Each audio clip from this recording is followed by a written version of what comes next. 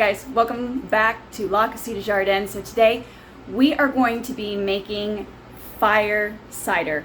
And this is one of those things that does need to sit for at least a month to meld together and to get all of the medicinal benefits from the ingredients that we're going to be adding today. So let me go on ahead, get you guys into position, and we'll get this video started. I hope you enjoy. If you have any questions, don't forget to leave them down below. Okay, so Rosemary Gladstare is the one who pretty much has popularized the whole fire cider for medicinal and just overall health and wellness benefits. However, fire cider has been around for even longer than Rosemary Gladstare's books. So we have a mason jar here.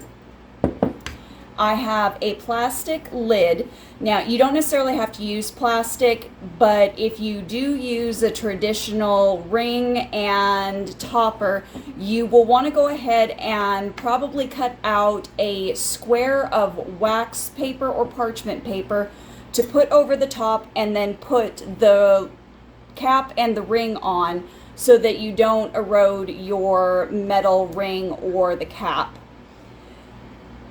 Now, traditional fire cider doesn't have very many ingredients. It has around 4. Traditionally, it is going to be garlic, onion, horseradish, and ginger.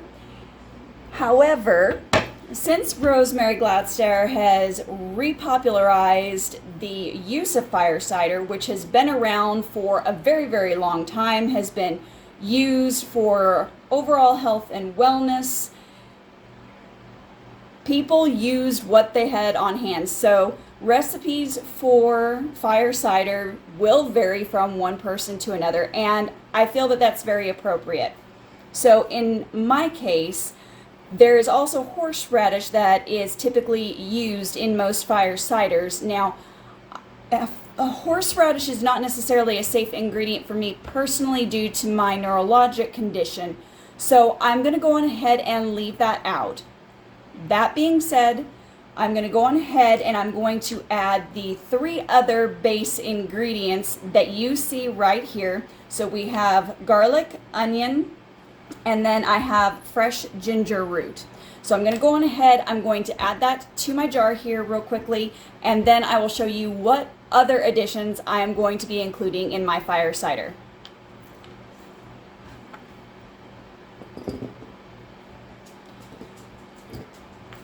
And I will also go on ahead and make the statement that do remember that the smaller that you process down your base ingredients, the more likely they are to infuse into your apple cider vinegar.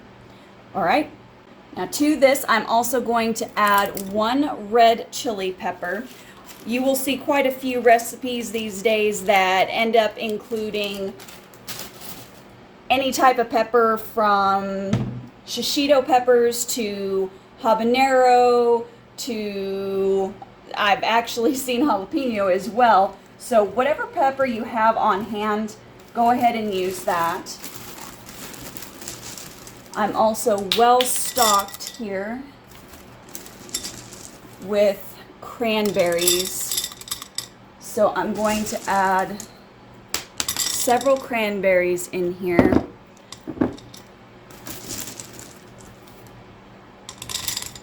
As well.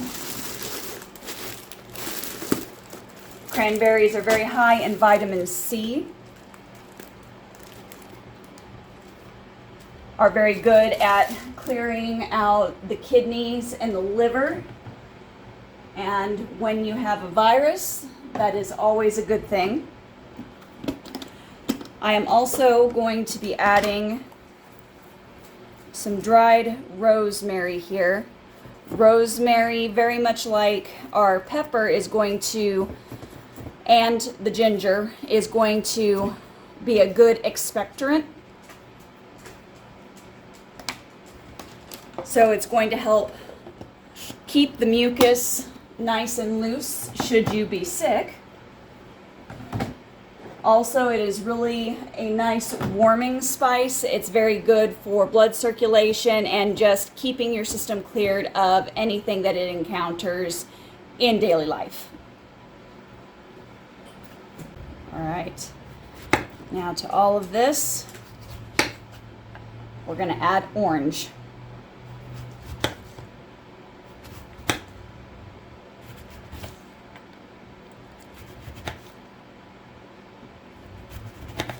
Also high in vitamins C, amino acids,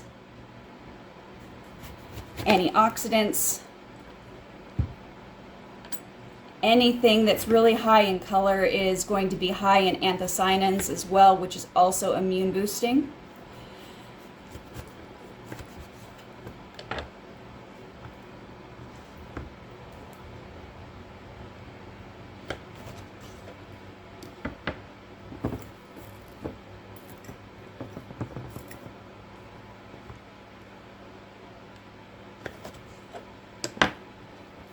Don't be afraid to pack things in tightly.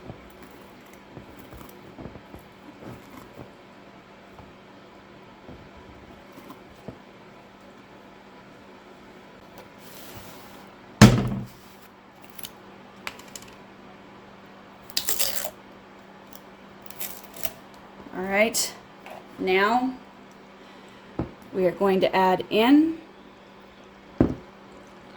our apple cider vinegar.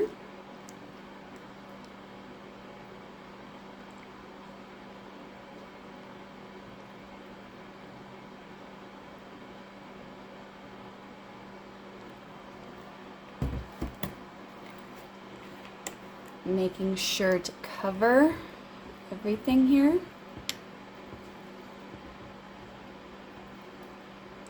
Trying to get this guy to behave. Sometimes you have to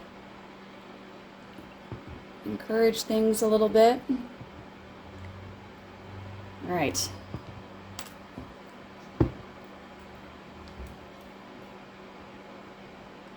I'm just going to kind of poke in here to make sure the liquid has gone all the way down.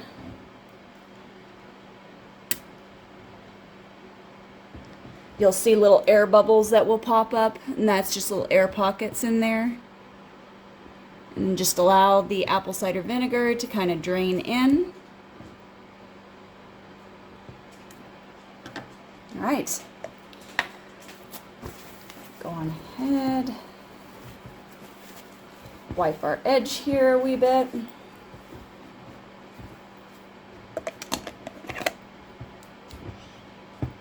Get on there. There we go. Look at how beautiful that is. There we go. Look at how beautiful that is.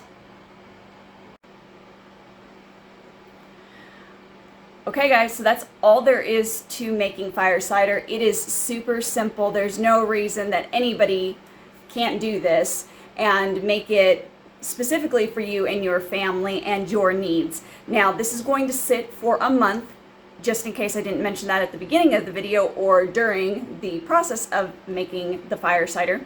So we're going to let this sit in a pantry, on a corner of a cabinet somewhere, just not anywhere in direct sunlight. And we will come back to it in a month. We will strain off the liquid, and then I will, if I had chickens, I would probably give the stuff to the chickens, but since I don't, I'm going to see if I can't come up with a creative something to do with it. When I figure it out, I'll let you know.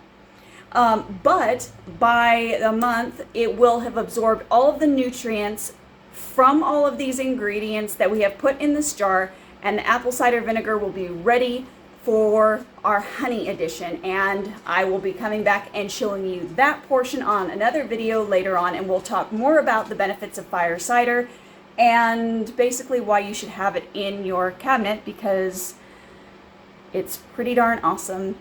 And I mean, look at that. Gorgeous. I might even leave it out for Christmas.